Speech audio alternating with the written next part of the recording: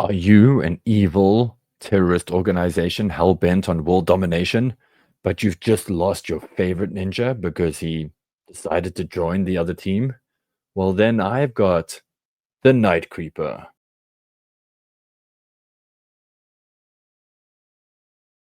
I'm not a fan of this figure. Wow, wow.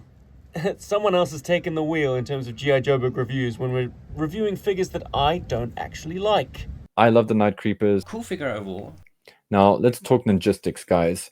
Night Creepers are interesting because you do look at a Night Creeper and you do feel, oh, this guy is a ninja. The outfit doesn't look terribly ninja-y to me, at least. But he's not quite ninjistic like some of the other ninjas in the 80s were. He's definitely got some like things that make him kind of stand out, make him a little bit more tactical, should I say. Design-wise, he's alright. There's nothing spectacular about him. I've never been mad about the two-tone arms. Nice armor details on the figure. Protecting his vital points, which to me speaks of the fact that these guys are maybe trained a bit faster, or should I say trained over a shorter period of time than the Arashikage, and so are a bit more, in ninja terms, more clumsy. And so having the chest protection and the helmet, the metal skull plate, is maybe kind of just a way to counter or to offset the lack of training. At least that's the vibe I get. I love the goggles on this thing. Well, I like the Cyclops headgear. Cool night vision goggles, or infrared goggles, or they're supposedly full of all kinds of interesting technology. Cool camo on the pants as well. Great pants, which are awesome not only for ninjas but for raves. Yep. You could go raving in the 90s with like pants like this.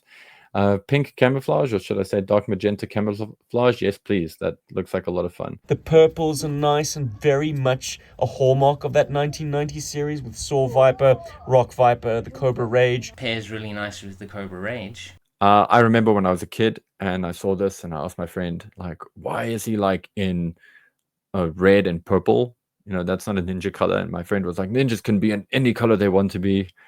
So I've always stuck with that in my head. But yes, I do appreciate the sort of burgundy, dark magenta, light gray color scheme with the little dots of silver. I think they work really well for this toy. Definitely make him stand out.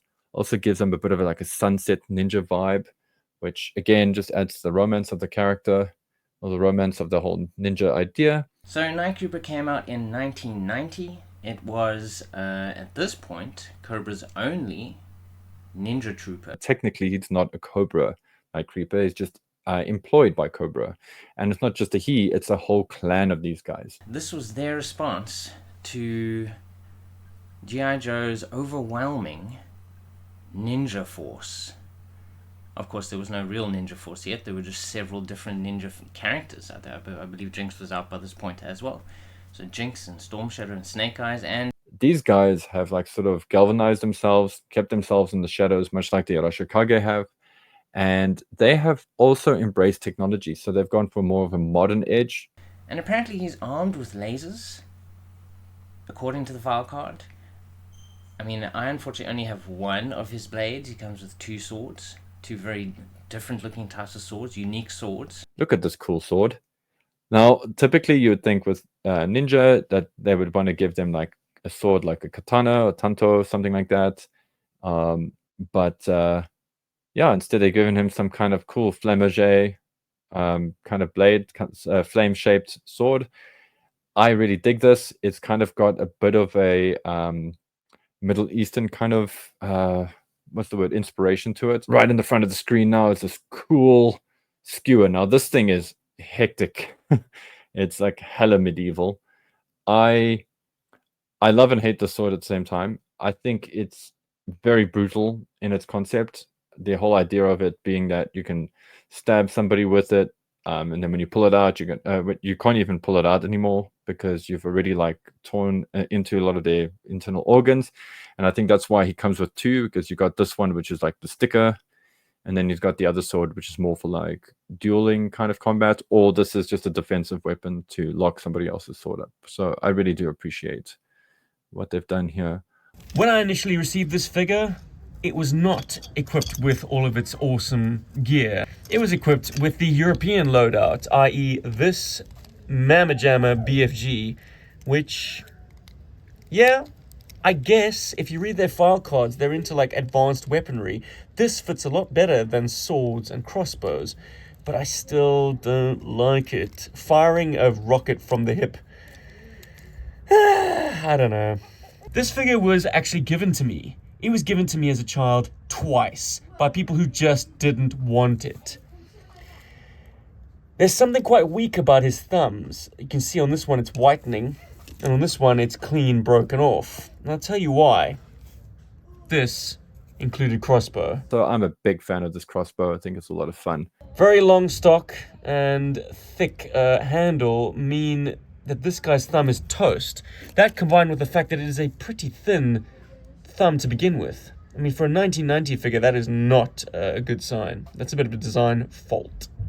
Gotta take points away though for the reuse of Snake Eyes version 3's backpack, and the fact that even though he is kind of pictured having the sword go into the side here, it doesn't, well, I struggled to put it back in. Especially when it's not purpose fit for these little teeth. Can break really easy. It doesn't fit very well in there. They probably should have used a different backpack for this guy. It's probably not showing up on this camera, but yes, this blade, if you force it in, will cause that middle tang to stress. And of course, more often than not, crack off. So just be very careful when you want to remove that. Actually, you know, you have to kind of really be careful. It is not designed for that curvy blade, and sliding it in and out is gonna just make the thing self-destruct. I don't even think I should be keeping the sword in here anymore. It's just too dangerous. But for you guys, I did it. For this video, I did it. Fun little figure, and definitely worth getting. They're also very cool in the video game. So if you guys get a chance to check out the video game, go and check it out. And let me know what you thought of the Night Creepers. Love to hear your thoughts on Night Creepers. Tell me how cool you think they are. And thank you. I just never really liked these guys, which is a shame. Because I guess they never held a candle to Slice and Dice, who were Cobra ninjas that I really did connect with. These guys were kind of nothing burgers. And that's all I have to say about Night Creeper. Whoa, another middling figure that Steve is lukewarm about. Come back next week for another hit and run review. Maybe I'll actually like the figure under review that time. Anyway, it's really cool. Ninja, vanish.